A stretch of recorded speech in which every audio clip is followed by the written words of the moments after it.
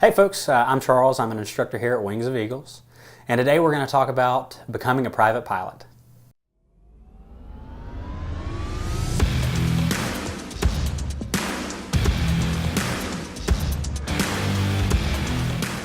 So what is a private pilot? Now, as a private pilot, you can fly your friends, you can fly your family, you can fly for pleasure, but you cannot fly for compensation or hire.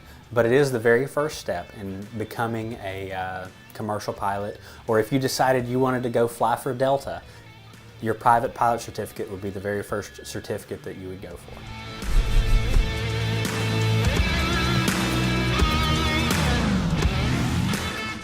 You need to be at least 17 years or older. You need to be able to read, speak, and write the English language. You're going to have to take and pass an FAA knowledge exam.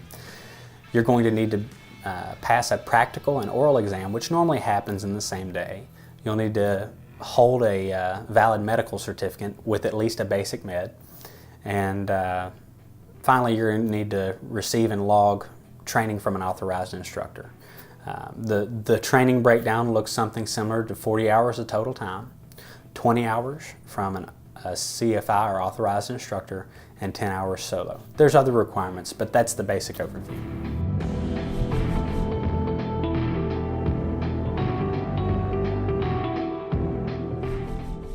If I was going to a flight school, what would I look for in a flight instructor? Well, one of the things you're going to want to look for is he professional? Does he show up on time? Does he say sir, no sir? That's it's kind of one of the things that I would look for. Does he dress appropriately? Is he coming in a t-shirt and shorts? And hey, maybe that's what you'd like. Maybe that's your style, and that's okay. But is he professional? Does he use the correct language? Does he show up on time? Does he approach you as an individual, or does he just kind of have this broad idea of whatever his instruction looks like, and wants to make it kind of fit into your life, into your flight training? Do your schedules match? That's a big one for me. Do your schedules match? If you are a person who works during the week and wants to do your flight training on the weekends and in the evenings, well, there's some flight instructors who do this full time, and they want this Monday to Friday and 9 to 5 gig as well, and your schedules aren't going to match. So that can be a challenge as well. So you want to look for that. You want to find, does his schedule match your schedule? One of my special emphasis areas is, does he give a pre and post-flight briefing? If your instructor is not giving you a pre and post-flight briefing, he's kind of doing you a disjustice.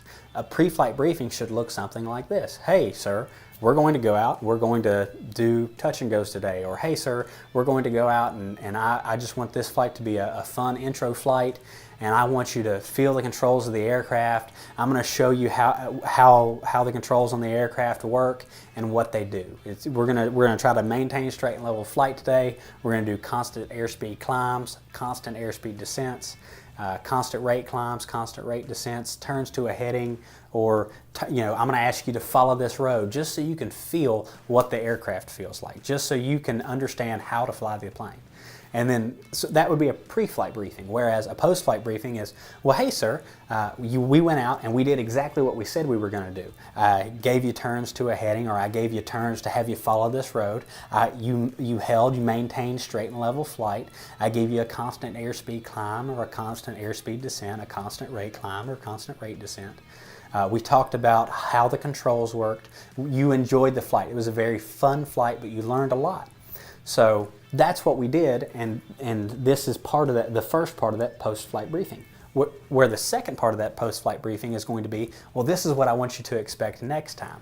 So next time you're going to come out and we're going to talk a little bit about V-speeds, or we're going to talk about a little bit more about a constant rate climb or turns to a heading, or we're going to talk a little bit more about how the airplane flies. We're going to talk a little bit more about what slow flight is. Maybe I demonstrate slow flight to you on your next flight, depending on where you are in the training. So one of the things, one of my important areas, one of my special emphasis areas is to make sure that your instructor is giving you a pre-flight and a post-flight briefing. All right, folks, with all that being said, again, I'm Charles Lilly, and I'm an instructor here at Wings of Eagles. If you ever have any questions at all, please feel free to give us a call, or you can stop by our website at www.flywingsofeagles.com, and do me a favor, follow us on social media. We're on Facebook and Instagram.